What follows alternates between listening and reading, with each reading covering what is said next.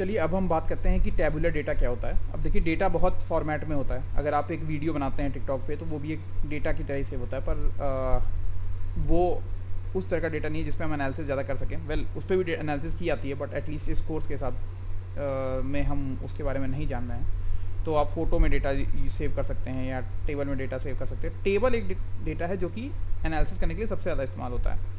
और टेबल या tabular data जिसको कहते हैं, ये आप सबसे कॉमन एग्जांपल जो है, अगर आप एक्सेल फाइल सेव करते हैं कोई, तो वो है जैसे कि आप यहाँ एक स्क्रीनशॉट देख पा रहे हैं राइट साइड, वो वही डेटा है जो कि पहले की वीडियो में भी मैंने दिखाया है।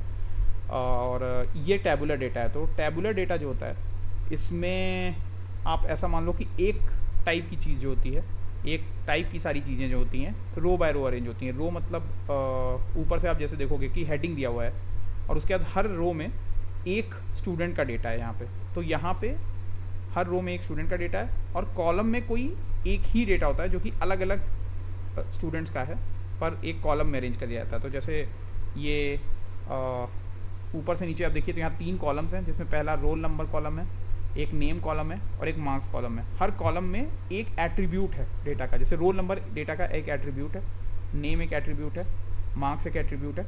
ये एक एक कॉलम में डेटा का एट्रीब्यूट सेव किया हुआ है और हर रो में एक एंटिटी है। तो रो जो होता है वो एंटिटी से करस्पॉन्ड करता है और एट्रीब्यूट जो होता है वो एक कॉलम में स्टोर होता है। सो एंटिटी कुछ भी हो सकती है किसी में भी, जैसे कि इस डेटा में एक एंटिटी जो है वो एक स्टूडेंट है। किसी दूसरे डेटा में ऐसा हो सकता है कि एक स्टूडेंट का एक सेक्शन में नंबर जो है वो एक एंटिटी हो। तो ऐसे करके अलग अलग एंटिटीज से अलग अलग टेबल बनते हैं। एक टेबल का मतलब एक एंटिटी के कई सारे डेटा का इकट्ठा कर दिया जाता है। जैसे कि आप यहाँ देखोगे, यहाँ 10 स्टूडेंट के डेटा को इकट्ठा किया गया, तो ये एक टेबल बन गया। तो 10 एंटिटी के डेटा को इकट्ठा करके यहाँ पे एक टेबल बनाया हुआ है। अब एक जो डेटा बेस है उसमें ऐसे कई टेबल होते हैं, क्योंकि अलग अलग टाइप की एंटिटी का डेटा आप सेव करते हो। अगर आप दुकान का डेटा सेव कर रहे हो फॉर एग्जांपल, तो आप उसमें कस्टमर का डेटा सेव करोगे एक टेबल में, दूसरे में दुकान का ही डेटा सेव करोगे। वैसे ही अगर आप आधार कार्ड का फॉर एग्जांपल डेटा सेव कर रहे हो, तो उसमें आप जो आधार कार्ड होल्डर्स हैं उनका एक टेबल बनाओगे और दूसरा टेबल आप और भी चीज़ों का बना सकते हो, जैसे कि आधार कार्ड से और जो सुविधाएं मिलती हैं उसके बारे में टेबल बना सकते हो। पर आप टेबल का मतलब इस तरह समझ सकते हैं कि एक तरह की एंटिटी के डेटा को अगर एक जगह रख दिया जाता है तो वो इस तरह से रिप्रेजेंट किया जा सकता है।